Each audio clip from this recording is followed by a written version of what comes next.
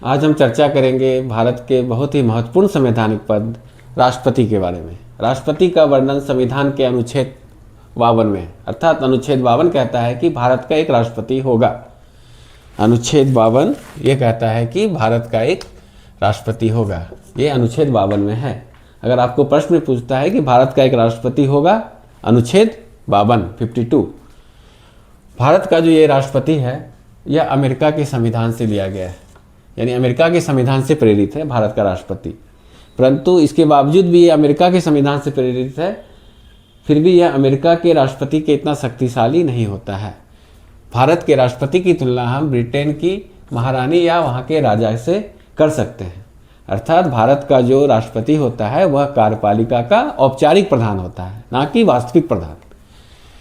Britain की महारानी से इसका तुलना करते हैं, परंतु ब्रिटेन की महारानी का जो ये पद है यह वंशानुगत है, जबकि भारत का राष्ट्रपति निर्वाचित होता है। ठीक है, ये बहुत ही बड़ा डिफरेंस है ब्रिटेन की महारानी और भारत के राष्ट्रपति में, जबकि दोनों पोस्ट इक्विवेलेंट है। और ये पद लिया कहाँ से गया है? यूएसए से। अगर आपको अगर परीक्षा में पूछा जाता है कि भारत का राष्ट्रपति का पद कहाँ के संविधान से प्रेरित है, तो अमेरिका के संविधान से। और इसकी तुलना किससे कर सकते हैं? तो ब्रिटेन की महारानी से कर सकते हैं। ठीक है, लेकिन भारत का राष्ट्रपति जो है वो निर्वाचित होता है, जबकि ब्रिटेन की महारानी का पद वंशानुगत है। ठीक, अब हम आते हैं अनुच्छेद 53। अनुच्छेद 53 में कहा गया है संघ की कार्यपालिका की शक्ति राष्ट्रपति में निहित होगी। अर्थात राष्ट्रपति जो है संविधान के तहत जो भी कार्य करेगा वह स्वयं या अपने अधीनस्थ अधिकारियों के द्वारा करेगा। इनके राष्ट्रपति के अधीनस्थ में प्रधानमंत्री और उनके मंत्रिपरिषद आते हैं। अर्थात राष्ट्रपति प्रधानमंत्री और उनके मंत्रिपरिषद की सलाह पे काम करेगा राष्ट्रपति।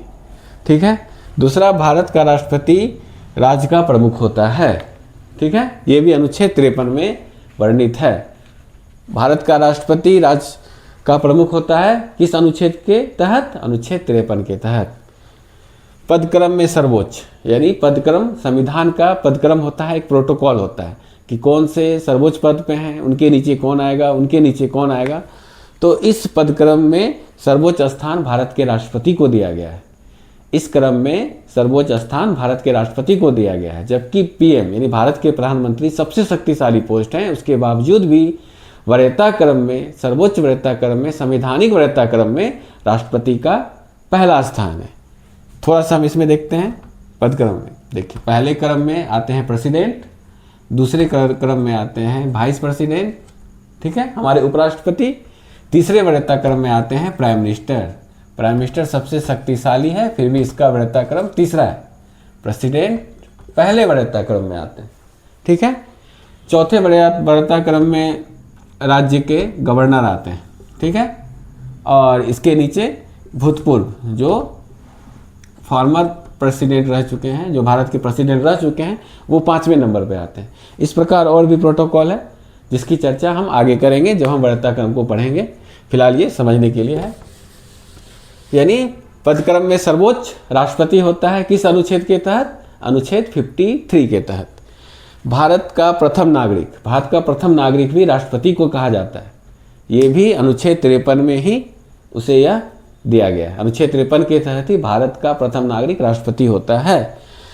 रक्षा बलों का प्रमुख, हमारे 3 रक्षा बल हैं, थल सेना, वायुसेना और नौसेना। तीनों सेना का प्रमुख भी राष्ट्रपति होता है।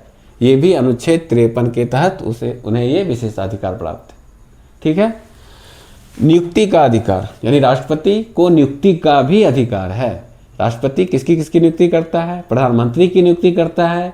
प्रधानमंत्री की सलाह पे मंत्रिपरिषद और अन्य मंत्रियों की नियुक्ति करता है। इसके अलावा उच्च अधिकारियों की भी नियुक्ति राष्ट्रपति ही करता है संवैधानिक पदों के। जैसे अगर विदेश में राजदूत की नियुक्ति करना हो तो वो भी राष्ट्रपति करता है। किसके आधार पे? प्रधानमंत्री या विदेश मंत्रालय के सलाह के आधार पे वह राष्ट्रपति नियुक्ति करता है अनुच्छेद 53 के तहत। अगर आपसे पूछा जाए कि विदेश में राजदूतों की नियुक्ति किस अनुच्छेद के तहत होती है, तो अनुच्छेद 53 के तहत राष्ट्रपति किसकी सलाह पे? प्रधानमंत्री या विदेश मंत्रालय के सलाह पे। उच्चायुक्तों की नियुक्ति राष्ट्रपति करता है। ठीक है, इसके अलावा भारत सरकार कोई भी कार्यपालिका संबंधी काम करेगी तो वो राष्ट्रपति के नाम पर ही करेगी। ठीक है, कोई भी विदेशी डील होता है, कोई भी फॉरेन डील होता है तो वो भी राष्ट्रपति के नाम पर ही होता है।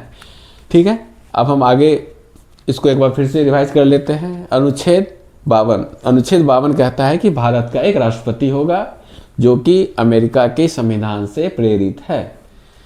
अमेरिका के संविधान से प्रेरित होने के बावजूद भी भारत का राष्ट्रपति अमेरिका के राष्ट्रपति के इक्विवेलेंट नहीं होता है। यह इनकी तुलना ब्रिटेन की महारानी से कर सकते हैं। ठीक है, ब्रिटेन की महारानी का पद वंशानुगत होता है जबकि भारत के राष्ट्रपति निर्वाचित होते हैं। अनुच्छेद 53 संघ के कार्यपालिका की शक्ति राष्ट्रपति में निहित होती है।